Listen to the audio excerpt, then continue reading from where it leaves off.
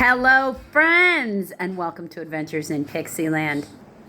My name is Amy, and I'm an ordained minister, and we are in Bible study. We're in the NIV, and we will be through the end of 2025. In this video, we're in Leviticus chapter 26. So, reward for obedience. All right, this is the start. Or I shouldn't really say start. We're in the middle of what is the Mosaic Law. Do not make idols or set up an image or a sacred stone for yourselves. And do not place a carved stone in your land to bow down before it. I am the Lord your God. Observe my Sabbaths and have reverence for my sanctuary. I am the Lord. If you follow my decrees and are careful to obey my commands, I will send you rain in its season, and the ground will yield its crops, and the trees of the field their fruit. Your threshing will continue until grape harvest, and grape harvest will continue until planting, and you will eat all the food you want and live in safety in your land. Those are some really great promises. If you just stop for a second and look at that, especially if you were like a farming community, which they would have been, trying to sustain life and have a town. You need farms, you need food, right? So that right there is the blessing in and of itself for any town anywhere. I will grant peace in the land, and you will lie down, and no one will make you afraid. I will remove savage beasts from the land, and the sword will not pass through your country. You will pursue your enemies, and they will fall by the sword before you.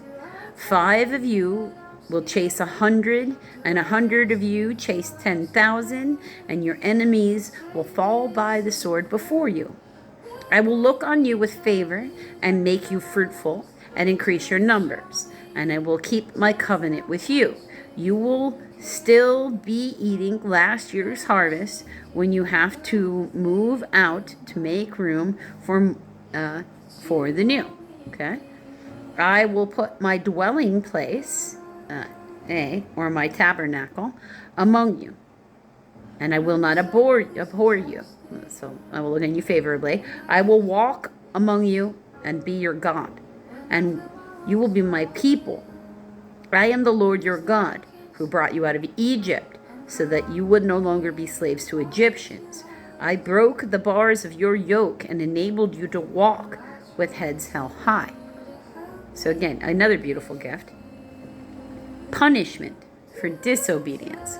And man, we are a disobedient species, I have to tell you. We are really, really stiff-necked and hard-headed. But if you will not listen to me and carry out these commands, and if you reject my decrees and abhor my laws and fail to carry out my commands and so violate my covenant, then I will do this to you. I will bring upon you sudden terror, wasting diseases and fever that will destroy your sight and drain away your life. You will plant seed in vain, because your enemies will eat it. I will set my face against you, and you will be defeated by your enemies. Those who hate you will rule over you, and you will flee even when no one is pursuing you. If after all this you do not listen to me, I will punish you for your sins 7 times over. I will break down your stubborn pride and make the sky above you like iron and the ground beneath you like bronze, meaning it will not rain and nothing will grow. Because bronze is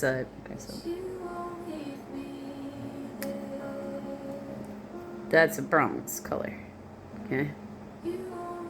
So, like a dried, parched land. Cracked. So dry it cracks.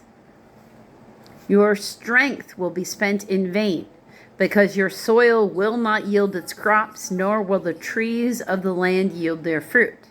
If you remain hostile towards me and you refuse to listen to me, I will multiply your affliction 7 times over as your sins deserve. I will send wild animals against you, and they will rob you of your children, destroy your cattle, and make you so few in number that your roads will be deserted. This is really awful. If in spite of these things you do not accept my correction, but continue to be hostile towards me, I will be hostile towards you. And this is before he's hostile.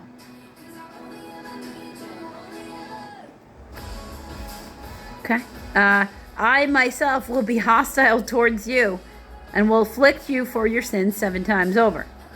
And I will bring the sword upon you to avenge the breaking of the covenant.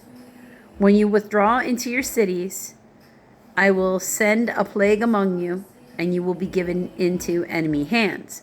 So when I cut off your supply of bread, 10 women will be able to bake your bread in one oven, and they will dole out the bread by weight.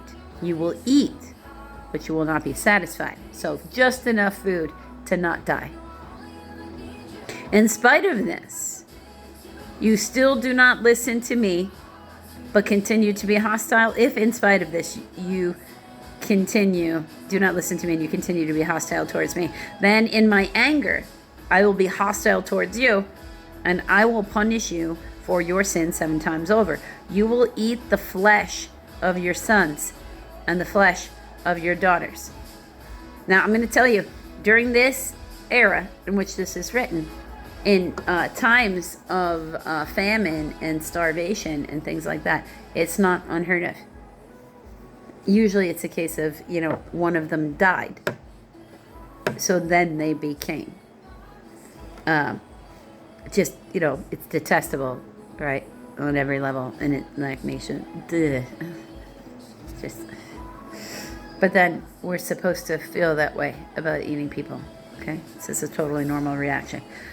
I will destroy your high places, cut down your incense altars, and pile your dead bodies on the lifeless forms of your idols, and I will abhor you. I will turn your cities into ruins and lay waste your sanctuaries, and I will take no delight in the pleasing aroma of your offerings. I will lay waste to the land so that your enemies who live there will be appalled. I will scatter you among the nations and will draw out my sword and pursue you. Your land will be laid waste and your cities will lie in ruin. Then the land will enjoy its Sabbath years all the time that it lies desolate and you are in the country of your enemies. Then the land will rest and enjoy its Sabbath. All the time that it lies desolate, the land will have the rest it did not have during the Sabbaths that you lived in it. So that meant he was saying they were not giving him Jubilee years, and that made him not happy, and they weren't giving him Sabbath days of rest, and that was making him not happy. So when he's going to throw him into dysphoria, and he does, this stuff does happen. We'll get to it later in other videos when we get into the prophets. We're not on the prophets yet. We're still in the Mosaic Law. When they start being named after individuals' first names, then we're in that place of the prophets, because there's major prophets and minor prophets, but that's for a subject matter for later. It's not really about better or worse, it's about volume of content. Literally, number of verses is the major versus the minor.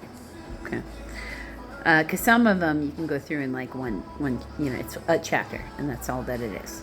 So that's what makes them minor prophets, is that they're still just for a little part. Now, these are also, I should note, the prophets that we're listing here, they don't work in the temple, really. Okay, these are usually prophets, like some of them do. There's a couple ones, because the big name ones they did. But some of them you get into, these are the people that everybody around them thought they were crazy, because they told them this bad thing was coming, and nobody believed them, because it was in a state of prosperity.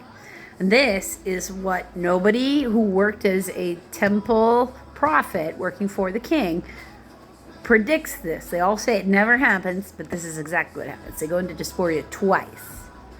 Now, in one of these, the second one, the Babylonian one, because the first one, the Assyrian, it doesn't take Judah. It takes Israel. At one point, which we'll get into, they become two nations instead of being one.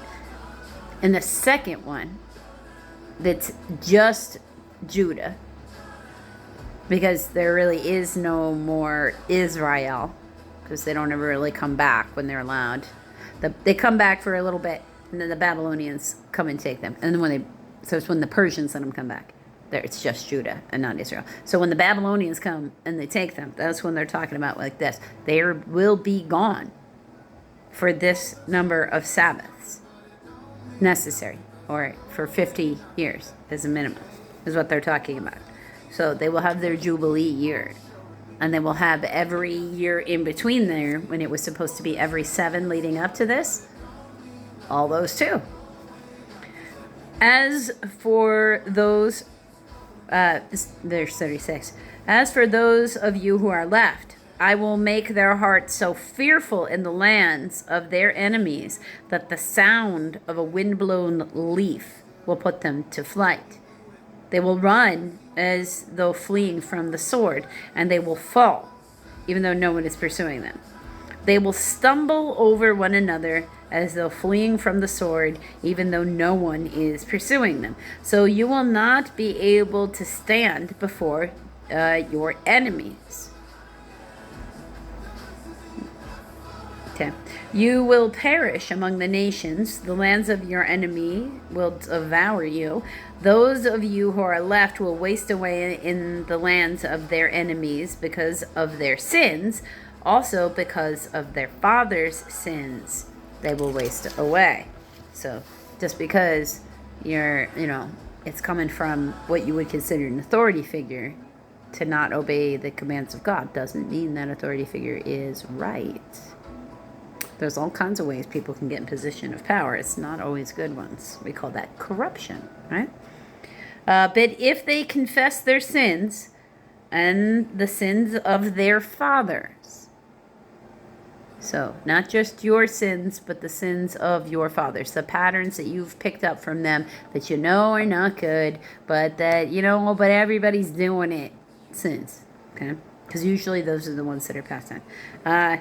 Their treachery against me and their hostility towards me, which made me hostile towards them, so that I sent them into the land of their enemies, then when their uncircumcised hearts. Now that's important, because remember, in this point in the Bible, the circumcision is the covenant between a man and God. It becomes a sacred object. You remember, it becomes a sacred object. So an uncircumcised heart would be a heart that does not belong to God, because the circumcision and for what you're sacrificing in the flesh is supposed to be what makes the bodily covenant between you and them. That's why it's soul to soul, not body to body, okay? So in this case, we're talking about heart to heart. The uncircumcised heart are humbled, and they pay for their sin. I will remember my covenant with Jacob, and my covenant with Isaac, and my covenant with Abraham, and I will remember the land. For the land will be deserted by them, and will enjoy its Sabbath while it lies desolate without them. They will pay for their sins because they rejected my laws and abhorred my decrees. Yet in spite of this, when they are in the land of their enemies, I will not reject them or abhor him as to so destroy them completely, breaking my covenant with them. So he's not going to break his covenant. So if while they're in dysphoria, while they're in the land of their enemies, they are still worshiping their God, and they are not trying to worship the gods of the people around them, but it has to be at the exclusion of the other gods, then he will see mercy, have mercy on those. And that's true. That is provable true, because the genetics of the people who went into dysphoria between those two events somewhere in between the two of them because of where all the land was, whether they ended up in the Iberian Peninsula or they ended up in the Ashkenaz area, the Levitical, the priests from those things, even all the way in the 2000s later, come from the same Y chromosome as the same line that went over to Morocco. So it's all the line of Zadok, which is specifically mentioned during the Babylonian diaspora by prophets. Yet in spite of this, when they are in the land of their enemies, I will not reject them or abhor them so as to destroy them completely, breaking my covenant with them. I am the Lord their God, but for their sake I will remember the covenant with their ancestors, whom I brought out of Egypt in the sight of the nations to be their God. I am their Lord. These are my decrees, the laws and the regulations that the Lord established on Mount Sinai between himself and the Israelites through Moses. So he described what was going to happen. Because he really just turns his back. He brings about these natural disasters to get them to pray, and when they won't pray to him, even then he just turns his back on them, and the surrounding nations come in. Because they're warned again. It's not like they're warned here, where it's in the law. And then they are warned multiple other times by prophets. But like I said, that's future chapters that we will get into this year. So until the next video, friends.